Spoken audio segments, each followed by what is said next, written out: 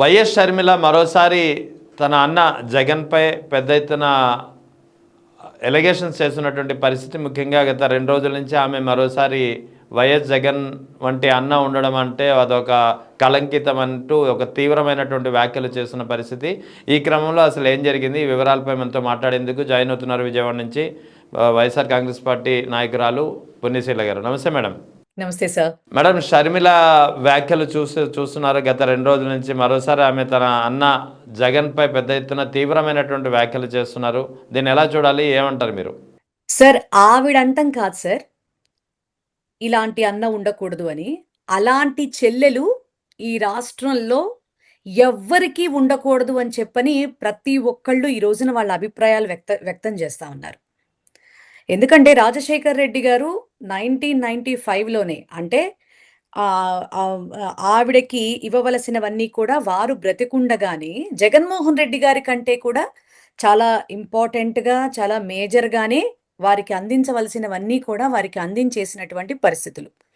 Saraswati power కి సంబంధించినటువంటి shares ఏవైతే ఉన్నాయో అవి విజయమ్మ గారికి, తన తనయుడిగా విజయమ్మ గారికి ఆయన ఇస్తే, ఈవిడ ఆ షేర్స్ని మరి ఒరిజినల్స్ పోయాయి అని దొంగ డాక్యుమెంట్స్ పుట్టించి మరి వాటిని తన తల్లిగారి దగ్గర నుంచి ఈవిడ తీసేసుకోవటం అనేది కరెక్ట్ అని ఆవిడ ఫీల్ అవుతోందేమో, మాకైతే అర్థం కావట్లేదు సార్. ఆవిడ చేసిన దానికి కుక్కగాడుకు చెప్పు దెబ్బన్నట్టుగా జగన్మోహన్ రెడ్డి గారు మరి మరి ఈడీ కేసెస్ కంప్లీట్ అయిన తర్వాత మళ్ళా మా తల్లిగారికి నేను ఆ షేర్స్ ట్రాన్స్ఫర్ చేసేటటువంటి అవకాశం కల్పిస్తాను, కానీ ఇప్పుడు ఈ రకంగా చేయటం అనేది మాత్రం కరెక్ట్ కాదు అని ఆయన చెప్పారే తప్ప విజయమ్మ గారి మీద కేసులు వేసిన పరిస్థితి అయితే కాదు. మనకి మంచితనంగా ఉన్నంత వరకు అదేంటి కుక్క అదేంటి ఏనుగ్గా కూడా కనపడచ్చు సార్. కానీ మనకి మంచితనం లేదు అనుకున్నప్పుడు మాత్రం కుక్క పందిలాగా కూడా కనపడచ్చు. ఆ వేరియేషన్లో మన దృష్టి అలాగ ముందుకు పోతా ఉంది, పర్టికులర్లీ షర్మిల గారికి. ఆవిడ మాట్లాడుతున్న మాటలు ఈ రోజున రాష్ట్ర వ్యాప్తంగా చూస్తూ ఉంటే అసలు జగన్మోహన్ రెడ్డి గారిని అసలు ఎవరికైనా, నేను ఎన్నోసార్లు చెప్తాను సార్, మీతో కూడా ఒకసారి చెప్పున్నాను, ఫ్యామిలీస్లో ఇష్యూస్ ఉంటే కనుక అది ఎవరమైనా సరే, ఏ స్థాయిలో వారమైనా సరే, అది కుటుంబ పరంగా మాత్రమే చూసుకోవాలి తప్ప తండ్రిని చంపినటువంటి పార్టీకి కొమ్ము గాయడమే కాకుండా, మరి ఆ పార్టీలో చేరడమే కాకుండా ఆ పార్టీతో లింకులు పెట్టుకున్నటువంటి చంద్రబాబు నాయుడు గారితో కూడా సన్నిహితం మెయింటైన్ చేస్తూ ఇప్పుడు జగన్మోహన్ రెడ్డి గారిని ఒక శత్రువులాగా చూడటం అనేది అసలు ఆమెకి ఇది సరైనటువంటి విధానమేనా అని ఈ రోజున వైఎస్ఆర్ కాంగ్రెస్ పార్టీయే కాదు, యావత్ రాష్ట్ర ప్రజలు కూడా షర్మిల గారు ఇలా అయిపోయారేంటి అనేటటువంటి ఆ ఆలోచనలో ప్రతి ఒక్కళ్ళు కూడా ఉన్నారు. ఎంత దారుణం కాకపోతే సార్ చెప్పండి. అంటే వాస్తవానికి ఈడీ సరస్వతి పవర్కి సంబంధించినటువంటి షేర్స్ ఏవైతే తన తల్లి విజయమ్మ పేరు మీద వైఎస్ జగన్ గతంలో రాశారో, ఆ సరస్వతి పవర్ సంబంధించిన ఇష్యూ మొత్తం ఈడీ అటాచ్మెంట్లో ఉంది.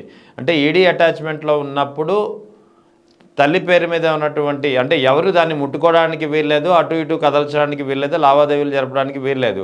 ఒకవేళ అలా జరిపితే అది జగన్ బెయిల్ నిబంధనలకు విఘాతం కలిగించారనే ఆరోపణలతో అతను బెయిల్ రద్దయ్యే అవకాశం ఉంది. కాబట్టి ఆయన తల్లి విజయమ్మ పేరు మీద ఉన్నటువంటి ఏదైతే తల్లి విజయమ్మ పేరు మీద ఉన్న షేర్లను వైఎస్ షర్మిల తన పేరు మీద బదిలీ చేయించుకోవాలని చూస్తుందో దాన్ని అడ్డుకునే ప్రయత్నం, అది కూడా ఆయన షేర్ల కోసం కాదు, వైఎస్ జగన్ ఆ ఈడీ అటాచ్మెంట్ కేసున నేపథ్యంలోనే తీసుకున్న నిర్ణయం. మరి అంతే కదా సార్. మరి ఇప్పుడు కోర్టు ఒక్కసారి బెయిల్ కండిషన్స్ ఎలా ఉంటాయో మనకి తెలుసు. ఆయన తెచ్చుకుంది కూడా మెరిట్ బెయిల్. నాకు ఒంటికి రోగాలు ఉన్నాయనో, లేకపోతే నా వల్ల కాదనో ఈ రకమైనటువంటి చచ్చు పొచ్చు విధానాలు అప్లై చేసి ఆయన బెయిల్ తెచ్చుకోలేదు, మెరిట్ బెయిల్ తెచ్చుకున్నారు. ఆ మెరిట్ బెయిల్ తెచ్చుకున్నప్పుడు మీరు గమనిస్తే మరి ఏమేమి అఫిడవిట్లో వాళ్ళు ఫైల్ చేస్తారో అవన్నీ కూడా యాజ్ ఇట్ ఈస్ గా అలాగే ఉండాలి కదా. వాస్తవమా కాదా? వాటిల్లో ఏదన్నా తేడా వస్తే మరి జగన్మోహన్ రెడ్డి గారికి అనవసరంగా ఆయన మీద నిందపడే అవకాశం ఉంటుంది కదా. నిజంగా ఆయన డబ్బుల కోసం కక్కుర్తి పడేవాడైతే ఎందుకు నీకు మేజర్ షేర్స్ రాసినా కూడా రాజశేఖర్ రెడ్డి గారు ఆస్తిలో మరి ఆయన ఎందుకు మాట్లాడకుండా ఉన్నారు? ఒక్కగానొక్క చెల్లివనే గదా! ఇప్పుడు మనిషికి ఆశ అనేది ఉండొచ్చు గానీ సార్, అత్యాశ అనేది ఉండకూడదు. జగన్మోహన్ రెడ్డి గారు తన సొంత కాళ్ళ మీద నిలబడి, తను ఎదిగి, తను సంపాదించుకున్నటువంటి ఆస్తిలో గూడా భాగం కావాలి అంటే కూడా ఇవ్వడానికి సిద్ధపడినటువంటి వ్యక్తి ఆయన. ఈ ఈ రకంగా ఎందుకంటే ఇప్పుడు ఇందులో మీకు ఇంకొకటి కూడా మీకు కనిపిస్తుంది సార్. చంద్రబాబు నాయుడు గారితో కుమ్మక్కయ్యి, ఈ షేర్స్ ఏమన్నా తీసుకోటానికి షర్మిల గారు ప్లాన్ జేస్తున్నారా అనేది కూడా ఇక్కడ మనం హ్మ్. ఆలోచించవలసినటువంటి విషయం. రాజకీయంగా ఆవిడ నిలబడటం కోసం, ఒక దైవజనుడి భార్య అన్నటువంటి మాటని కూడా మర్చిపోయి, హ్మ్. వాస్తవంగా ఏంటంటే సార్, క్రిస్టియన్స్ విధానంలో దైవజనులు అనేవాళ్ళు కానీ, దైవజనుల భార్యలు కానీ దైవానికి అంకితమై ఉంటారు. రెండోదొచ్చేటప్పటికి ఆఫ్‌కోర్స్ ప్రజాప్రతినిధులుగా మేబీ ఉన్నప్పటికీ కూడా మేజర్‌గా ఆయన్నే ముందు పెట్టుకొని నడుస్తా ఉంటారు. దాదాపుగా ఒకళ్ళకి హాని చేయాలన్నా, ఒకళ్ళ మీద తప్పుడు హ్మ్. మాటలు మాట్లాడాలన్నా కూడా ఒకటికి 10 సార్లు ఆలోచించుకుంటారు. హ్మ్. కానీ ఈవిడకి అవేమీ వర్తించవు అని ఈరోజు హ్మ్. మనకి చాలా క్లియర్‌గా తెలిసిపోతా ఉంది సార్. ఈవిడ పబ్లిక్‌లోకెళ్ళి సభలు పెడతా ఉంటే, రాష్ట్రంలో సమస్యల మీద ఆవిడ వెళ్తా ఉంటే రీసెంట్‌లీ మనం చూసాం మనం. రైతులు ఏ రకంగా చెప్తున్నారు సార్? ఆనాడు రాజశేఖర్ రెడ్డి గారి టైంలో, మళ్ళీ జగన్‌మోహన్ రెడ్డి గారి టైంలోనే "మేం బాగున్నామమ్మా, ఈయనొచ్చి మా నెత్తి మీద హ్మ్. నిప్పులు పోస్తా ఉన్నాడు" అని అవును. చెప్పని ఎంత ఇదిగా యాహ్! ఒక ఆడ మనిషైతే ఎంత గొప్పగా చెప్పింది సార్ అసలు. ఏ అవును మేడం. ఒక్క పథకం అయినా కూడా రాజశేఖర్ రెడ్డి గారి టైంలో ఏ రకంగా వచ్చిందో ఆ తర్వాత జగన్మోహన్ రెడ్డి గారి టైంలోనే అలా వచ్చిందమ్మా. ఇప్పటికీ అవునండి. 2 ఏళ్లు గడిచిపోతా ఉన్నా ఆడబిడ్డని ఇది ఇస్తానన్నాడు. అదేమీ లేదు. అమ్మ ఒడేమో కోత కోసేశాడు. మొదటి సంవత్సరం ఇయ్యలేదు. అసలు నిజంగా అవును. ప్రజలు ఎంత బాగా నవరత్నాల గురించి ఎక్స్‌ప్లెయిన్ చేస్తున్నారంటే, నోట మాట రాలేదు షర్మిల గారికి. అవును. చంద్రబాబు నాయుడు గారిని వేలెత్తి చూపించాల్సినటువంటి మనిషి, అసలు ప్రతిపక్షం ఏం చేస్తోంది అని మాట్లాడటం అనేది నిజంగా చాలా నవ్వొస్తున్నటువంటి విషయం సార్. ఎగ్జాక్ట్‌లీ. ఇంకొకటి కోర్ట్‌లో అవినాష్ రెడ్డి గారి గురించి, అలాగే వారి బాబాయ్ వివేకానంద రెడ్డి గారి హత్య గురించి కోర్ట్ గాని, సిబిఐ గాని ఇచ్చినటువంటి రిపోర్ట్స్ చూసాం. అవినాష్ రెడ్డి గారికి గాని, భారతమ్మ గారికి గాని, జగన్ అవును. ఇంక గారికి గాని విచారించాల్సిన అసలు అవసరం లేవు అని చెప్పింది. అవసరం కూడా లేదు. ఇందులో కొత్తగా ఎవరిని ప్రవేశపెట్టవలసినటువంటి పని లేదు. వాళ్ళ ఇన్వాల్వ్‌మెంట్ లేదు అని. ఇప్పుడు మన స్టేట్ వాళ్ళేదో చెప్పారంటే, జగన్మోహన్ రెడ్డి గారు హ్మ్. మానిప్యులేట్ చేశారని మీరనొచ్చు. సిబిఐ వాళ్ళని ఏ రకంగా హ్మ్. చెప్పండి? ఆవిడ ఏ ఉద్దేశ్యంతో ఆ రకంగా మాట్లాడుతోంది? చంద్రబాబు నాయుడు గారు వాళ్ళంటే అబద్ధాలతోనే నిండిపోయినటువంటి మనిషి, అబద్ధాలతో నిండిపోయినటువంటి పార్టీ కాబట్టి ఉన్నవి లేనట్టు, లేనివి ఉన్నట్టు వాళ్ళ అధికారాన్ని కాపాడుకోవటం కోసం ప్రజల మీదకి జగన్మోహన్ రెడ్డి గారిని ఎట్లైనా విషం జిమ్ముతూ రుద్దేయడానికి ప్రయత్నం చేయటం వాళ్ళ నైజం. హ్మ్. ఒక రక్తం పంచుకుని పుట్టినటువంటి బిడ్డగా జగన్మోహన్ రెడ్డి అవును. గారి నైజం తెలిసినటువంటి చెల్లిగా ఆ! డబ్బుల కోసం ఈ రకంగా అసలు నేనొక్క మాట అడుగుతాను సార్. ఇప్పుడు ఈ వివేకానంద రెడ్డి గారిని హత్య చేసినటువంటి పర్సన్ ఉన్నాడు గదా సార్! ఆ హ్మ్. పర్సన్‌ని ఇప్పటి వరకు కూడా ఎందుకు తీసుకెళ్ళి విచారించడం లేదు? ఎందుకు అతనికి బెయిలు మంజూరయింది అనేటటువంటి విషయం మీద సునీత గారు ఎందుకని యాహ్! ముందుకెళ్ళట్లేదు సార్? ఎందుకెళ్ళట్లా? నేనే చంపాను అని వాడు అంత దరిద్రంగా మీడియాల్లో మాట్లాడుతా ఉంటే, హ్మ్. వాడి మీద సునీత గారు ఎందుకు కేసు అప్పీల్ చేయడం లేదు? ఒకప్పుడు వాడి పరిస్థితేంటి? ఇప్పుడు వాడి పరిస్థితేంటి? ఎక్కడి నుంచొచ్చాయి వాడికవన్నీ? ఇంత దారుణంగా సిట్యుయేషన్స్‌ని తనకి ఒక సహాయం దొరికింది గదా! అన్నట్టుగా సునీత గారిని పక్కనేసుకొని, షర్మిల గారు ఇంత దారుణంగా బిహేవ్ చేయటం అనేది ఆంధ్ర రాష్ట్రం అంతా కూడా ఉమ్మేస్తోంది అన్నటువంటి విషయం ఆవిడకి అర్థం కావట్లేదు సార్ నిజంగా. రైట్. ఇక రాజశేఖర్ రెడ్డి గారి బిడ్డగా, రాజశేఖర్ రెడ్డి గారికి ద్రోహం చేసింది. జగన్మోహన్ రెడ్డి గారి చెల్లిగా జగన్మోహన్ రెడ్డి గారికి వెన్నుపోటు పొడుస్తోంది. ఇంత దారుణమైనటువంటి పరిస్థితులు మాత్రం సరైనటువంటి విధానం కాదు సార్. ఆవిడంటం గాదు కళంకం. చెల్లెలు అన్న పదానికే కళంకం షర్మిల. ఇది మాత్రం వాస్తవం. రైట్. ఇక అయితే వైఎస్ షర్మిల ఈ రకమైనటువంటి ధోరణికి కారణం ఏంటంటారు? అసలు ఏం జరుగుతుంది వెనకాల తెర వెనుక ఏం జరుగుతుందంటారు? విజయమ్మను తల్లి విజయమ్మను కూడా ఆమె ఒ ఒత్తిడికి తీసుకొస్తున్నారనే ఒక వార్తలు కూడా గట్టిగా వినిపిస్తున్నాయి. విజయమ్మ గారు బ ఆడపిల్ల అని సపోర్ట్ అయితే చేస్తారు గానీండి, జగన్మోహన్ రెడ్డి గారంటే ఏంటో కన్న తల్లిగా ఆయన నైజం ఏంటో తెలిసినటువంటి వ్యక్తిగా షర్మిల గారు అన్యాయంగా ప్రవర్తించిన విజయమ్మ గారు ఎలా ప్రవర్తిస్తారండి ఒక తల్లిగా? ఆయన ఉమ్. నైజం ఏంటో, ఆయన ప్రవర్తన ఏంటో, రాజశేఖర్ రెడ్డి గారిని పుణికి పుచ్చుకున్నటువంటి వ్యక్తిగా ఆ యొక్క అంశని చూస్తూ ఆవిడ ఏ రకంగా జగన్మోహన్ రెడ్డి గారిని తప్పుపడతారు? నిజంగా జగన్మోహన్ రెడ్డి గారు తప్పుపట్టే మనిషా? ఈ రాష్ట్ర ప్రజలే బాగుండాలని తన మీద కోడికత్తితో అటాక్ చేసినటువంటి మందనే క్షమాగుణంతో వదిలేసి, తన తండ్రి గారిని ఎవరైతే చంపారో తెలిసినప్పటికీ కూడా భగవంతుడే చూసుకుంటాడని క్షమాగుణంతో వదిలేసి, వచ్చిన అవకాశం ఏదైతే ఉందో ముఖ్యమంత్రి స్థానం రావడం అంటే మామూలు విషయం కాదు. ప్రజలందరూ నా మీద ఎంతో నమ్మకం పెట్టుకుని నాకు ఆ స్థానం ఇచ్చారు అని చెప్పని 5 ఏళ్లలో ఎక్కడా కూడా కక్ష రాజకీయాలకి చోటనేది లేకుండా ఇప్పుడు లాస్ట్‌లో 4 సంవత్సరాల తర్వాత లాస్ట్‌లో స్కిల్ డెవలప్‌మెంట్ స్కామ్ అనేది 2018లోనే అసలు వెలుగులోకొచ్చింది సార్. అప్పుడు అప్పుడు ఆ చంద్రబాబు నాయుడు అధికారంలో ఉన్నాడు కాబట్టి దాన్ని గొయ్యి తీసి కప్పెట్టాడు. ఆ తర్వాత అది నిదానంగా దాని యొక్క పని చేసుకుంటూ రావడం వల్ల చంద్రబాబు నాయుడు గారు యాస్ పర్ రూల్ జైలుకెళ్ళాడే తప్ప, జగన్మోహన్ రెడ్డి గారు ఆ పాపంలో మూట కట్టుకోలేదు సార్ ఆయన. అలా క్రియేట్ చేసి జనాల మీద రుద్దారు. జగన్మోహన్ రెడ్డి గారిని ఒక బూచిలా చూపించి. అట్లాంటి పరిస్థితుల్లో ఇప్పుడు నాకు తెలిసి షర్మిలమ్మ గారు, విజయమ్మ గారిని అలాగా ప్రెషర్ తీసుకురావడానికి కూడా కారణం అదే సార్. ఎందుకంటే ఆయన గొప్ప వ్యక్తి. రాజకీయంలో ఇక ఆయనకి తిరుగులేదు. గెలుపోటములు సహజమండి. తిరుగులేదు. మళ్ళీ 29లో ఖచ్చితంగా అధికారంలోకొస్తాడు.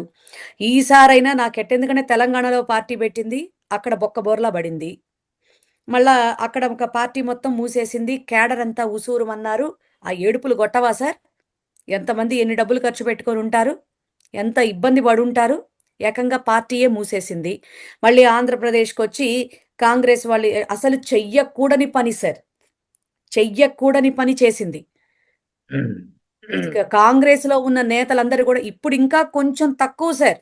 మీరు స్టార్టింగ్‌లో చూసినట్లయితే ఆ పీసీసీ పదవిని అడ్డం పెట్టుకుని అసలు రాష్ట్రంలో ఉన్న సమస్యలు గాలికి వదిలేసి ఎప్పుడు బయటకొచ్చినా జగన్మోహన్ రెడ్డి గారు, జగన్మోహన్ రెడ్డి గారు, జగన్మోహన్ రెడ్డి గారు. మీరు గమనించారో లేదో. కాంగ్రెస్‌కి సంబంధించినటువంటి సీనియర్ నేతలందరూ కూడా ఆవిడ పర్సనల్ కక్ష తీర్చుకోవటానికి ఈ అధ్యక్షురాలి పదవి చేస్తోందే తప్ప, కాంగ్రెస్ పార్టీని ముందుకు తీసుకెళ్లే పనైతే మాత్రం ఈవిడ చెయ్యట్లేదు. ప్రభుత్వం చేస్తున్నటువంటి అరాచకాలు ఈవిడ ప్రశ్నించట్లేదు అని చెప్పని క్యాడర్ మొత్తం కూడా కాంగ్రెస్ సీనియర్ నేతలందరూ కూడా కలిసి అవును. మరి రాజీవ్ గాంధీ గారికి మొరపెట్టుకుంటే అసలు ఆల్మోస్ట్ తీసేసేద్దామని చెప్పని చూసినటువంటి పరిస్థితి. రాహుల్ గాంధీ గారికి. అవును. ఉమ్. రాహుల్ గాంధీ గారికి మొరపెట్టుకుంటే ఆహ్, ద మా ఆహ్, అదే తీసేసేటటువంటి పొజిషన్ కూడా వచ్చింది కూడా. కానీ ఈవిడ మళ్ళీ వెళ్లి నేను అలా కాదు, ఇలా కాదు అని చెప్పని మళ్ళీ ఏదో కాళ్ళ వేళ్ళ పడుకొని ఆ యొక్క పొజిషన్‌ని మధ్యలో కొంత గ్యాప్ తీసుకొని తన బిడ్డ పెళ్ళికి అప్పుడు టైంలో కొంత గ్యాప్ తీసుకొని మళ్ళీ ఇప్పుడు ఎంత చంద్రబాబు నాయుడు గారిని కలవటానికి వెళ్ళాల్సొచ్చినా కూడా పసుపచ్చ చీర కట్టుకుని ఎళ్లి కలవాల్సినంత అవసరత ఏముంది సార్? ఒక మాట చెప్పండి. ఆ! అవును. ఆయన రాజకీయం అంతా ఈమె చూసి నేర్చుకుంటోందో ఏం పాడో సార్ నాకర్థం కావట్లే. ఎక్కడ గొంగళి అక్కడే అన్నట్టుగా ఏ ఎండకు ఆ గొడుగు అంటారు చూడండి సార్ ఆ టైప్‌లో. అంటే ఇక్కడ ఈమె తల్లిని తల్లిని కూడా బెదిరిస్తున్నారనే ఒక వార్తలైతే ఈ మధ్యన కొంచెం చక్కర్లు కొడుతున్నాయి నిన్నటి నుంచి మొన్నటి నుంచి. సార్ ఆవిడ ఏదైనా చేస్తుందండి. ఇప్పుడు అన్నని పట్టుకుని చిన్నప్పటి నుంచి ఒకే రక్తం పంచుకు పుట్టినటువంటి అన్న అసలు తన నైజం ఏంటో, తన పద్ధతేంటో, ఎలా ఉంటాడో, ఏ రకంగా తనని చూసుకుంటాడో తెలిసినటువంటి మనిషే ఈ రోజున ఒకానొక టైంలో ఇంటర్వ్యూలో ఆవిడ చెప్పింది, "నా తండ్రి తర్వాత తండ్రి జగన్మోహన్ రెడ్డి" అని. అవును. అంటే అప్పుడన్నీ ఇచ్చాడు కాబట్టి, అప్పుడన్నీ చేశాడు కాబట్టి ఆయన గొప్పగా కనిపించాడు షర్మిల గారికి. ఇప్పుడు ఈడీ కేసుల్లో ఎందుకంటే ఇందాక కూడా మనం అనుకున్నాం సార్. అఫిడవిట్స్‌లో ఏ రకంగా అయితే మనం ఏవైతే సబ్మిషన్స్ ఉంటాయో వాటిల్లో తేడాలొస్తే గనక బెయిల్ రద్దయ్యేటటువంటి సిట్యుయేషన్ ఉంటుంది కాబట్టి, ఆయన ఈడీ కేసెస్ కంప్లీట్ అయిన తర్వాత మళ్ళీ నా తల్లికి నేను అఫీషియల్‌గా ట్రాన్స్‌ఫర్ చేస్తాను. ఆయన చెప్పడంలో కోర్ట్‌కి చెప్పడంలో తప్పేంటి అంటున్నా నేను. అంటే ఈయన చెడు ఎంత కోరుకుంటుంటే అట్లాంటి ప్లాన్ చేసుంటుందంటారు యాహ్! ఆవిడ. ఎగ్జాక్ట్‌లీ. ఇప్పుడు చంద్రబాబు నాయుడు కంటే ఆయన ఆయనకి అసలు ఇంకా ఆయనకి ఇప్పుడు బుద్ధిమాంద్యం బాగా పెరిగిపోయింది, మతిభ్రమణం బాగా పెరిగిపోయింది, సైకలాజికల్ డిజార్డర్ వచ్చింది కాబట్టి మరి ఒక ఎథిక్స్ అనే పదం అనేది ఆయన మర్చిపోయారు. కాబట్టి ఆయన ఏదన్నా చేస్తాడు. కానీ ఈ షర్మిల గారికి ఏమైంది సార్ నాకు అర్థం కాదు. ఆయనతో పాటు కుమ్మక్కయ్యింది. ఆయన ఇస్తున్నటువంటి ప్యాకేజీకి ఈవిడ అమ్ముడు పోతోంది అంటానికి ఇక్కడ క్లియర్‌గా మనకు అర్థమవుతోందా? అర్థం అవ్వడం లేదా? నీకంత దొంగతనంగా సరస్వతి షేర్స్ అదేంటి అసలు కాగితాలు లేవు, పోయినాయి అని చెప్పి ట్రాన్స్‌ఫర్ చేయించుకోవాల్సినటువంటి అవసరం ఏంటి? పైగా అసలు నిజంగా సిగ్గుపడుతున్నారో లేదో కూడా తెలీదు. షర్మిల గారు మీడియా ముందుకొచ్చి మాత్రం చాలా గొప్పగా ఆ అమ్మకు అన్యాయం చేస్తున్నాడు అని మాట్లాడుతా ఉంది. ఉమ్, నువ్వు జగన్ గారికి చేస్తున్నది అన్యాయం గాదా? ఉమ్, రాజశేఖర్ రెడ్డి గారికి చేసింది అన్యాయం గాదా? ఏ రకంగా? అసలు నిజంగా వైఎస్ షర్మిల అనేటటువంటి పేరుకి మాత్రం ఆవిడ అర్హురాలు కాదు. రైట్.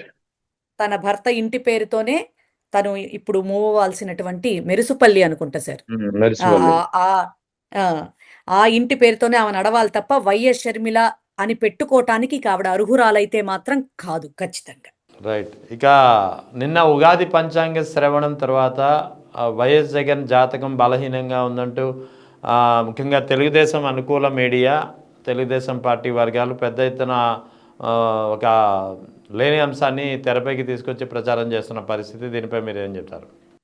ఇంతకు మించి ఏం చేస్తారు సార్?